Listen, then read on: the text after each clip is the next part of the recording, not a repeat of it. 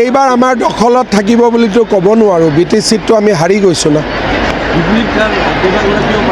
মই ক'লোঁ নহয় যে হাৰা জেগাত প্ৰাৰ্থী কেনেকৈ জন্ম হ'ল, সেইটোৱে মই বুজি পোৱা নাই। জিকা জেগাততো প্ৰাৰ্থী হয়, হাৰা জেগাত প্ৰাৰ্থী কেনেকৈ হ'ল? সেইকাৰণে প্ৰাৰ্থীকেইজনকে সুধিব লাগিব যে ভিটামিনটো ক'ৰ পৰা পাইছে বুলি। হ'ব। মহিলাৰ মাজত আমি মহিলা উদ্যমিতা অভিযানৰ পুঁজি বিতৰণ কৰিলোঁ। ৰাইজৰ বহুত উৎসাহ, ৰাতিপুৱাই আহিছিলে, খুব সুন্দৰভাৱে কাৰ্যসূচী হৈ গ'ল। মই সকলোকে ধন্যবাদ জনাইছোঁ। আজি দেখা গৈছে যে কংগ্ৰেছক সংখ্যালঘু এলেকাত কেন্দ্ৰ নিষিদ্ধ কৰিছে। মই ইমান ইণ্টাৰেষ্ট লোৱা নাই।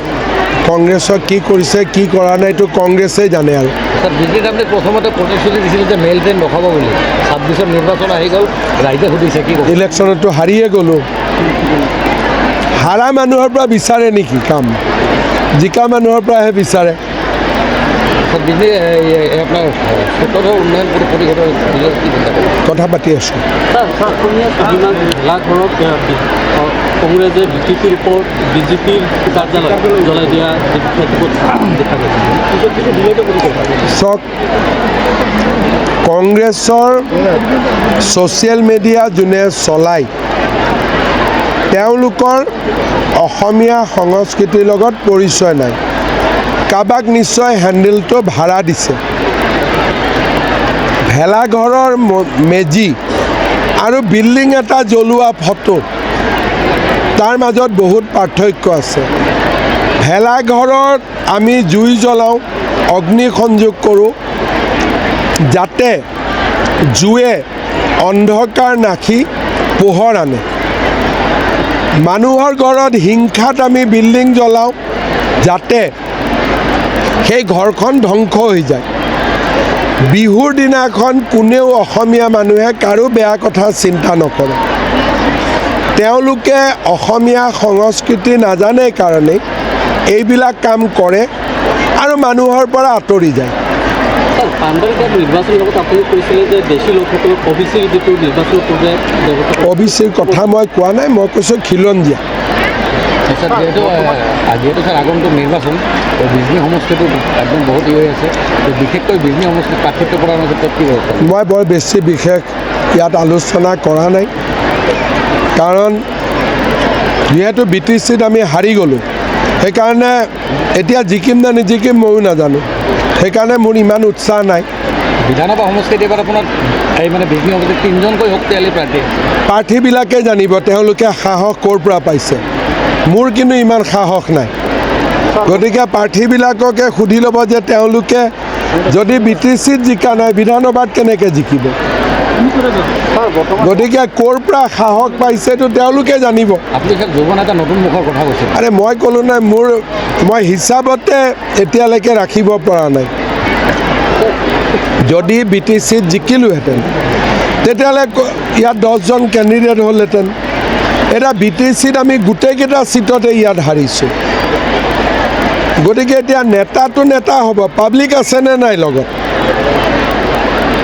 বিনা পাব্লিক নেতা হয় নেকি? গতিকে প্ৰথম কাম হ'ল পাব্লিকক ঘূৰাই আনা। নেতাটোতো হৈয়ে থাকিব পাৰে বহুত মানুহ। बोल दिया बहुत जगह में, गुवाहाटी में मैं बोल रहा हूँ। বিশেষ মই চিন্তা কৰা নাই এতিয়াও। কিয় কাৰণে BTC ইলেকশ্যনত আমাৰ ৰিজাল্টটো ভাল হোৱা নাই, সেইকাৰণে বহুত বেছি আমি উৎসাহী নহয়। আমাৰ মিত্ৰ দল আছে, আলোচনা কৰি যিকেইটাত পাৰোঁ সেইকেইটাত আমি কণ্টেষ্ট কৰোঁ। মই ক'লোঁ নে, মই ইমান বস্তুটোক লৈ এটা হয় নহয় যে কিবা এটা বস্তুক লৈ উৎসাহী হৈ থাকিব লাগে। যদি BTCত জিকিলোহেঁতেন মই উৎসাহী হৈ থাকিলোহেঁতেন। যিহেতু আমি হাৰিছোঁ, সেইকাৰণে এতিয়া মেইন কাম যে কেনেকৈ পাব্লিক আমাৰ লগত আহে, সেইকাৰণে মই ইমান উৎসাহী হৈ থকা নাই। ইতিমধ্যে বিভিন্ন কাৰ্যসূচী হাতত লৈছে আন্দোলন, সেইটোতো কৰিবই লাগিব আন্দোলন। নিজৰ দাবী থাকিলেতো আন্দোলন কৰিবই। ছিংগাপুৰ পুলিচে এটা ৰিপৰ্ট দিছে, তেওঁলোকৰ আদালতত বিচাৰ হৈছে আৰু এইটোতো তেওঁলোকৰ প্ৰক্ৰিয়া, আমাৰটো বেলেগ, তেওঁলোকৰটো বেলেগ। আপোনালোকে যিখিনি পেপাৰত পঢ়িছে সেইখিনি ময়ো পঢ়িছোঁ, মোৰ মুখেদি আৰু এইটোৰ ওপৰত কমেণ্ট ওলাব নালাগে, কাৰণ বহুত অসমৰ মানুহে তাকে লৈ বেলেগ বেলেগ এটা বিশ্লেষণ কৰিব। এইবিলাক কথাত কোৰ্টৰ কথাত পলিটিচিয়ান নোসোমোৱা ভাল, কোৰ্টৰ কথাত আমি দূৰত থাকিব লাগে।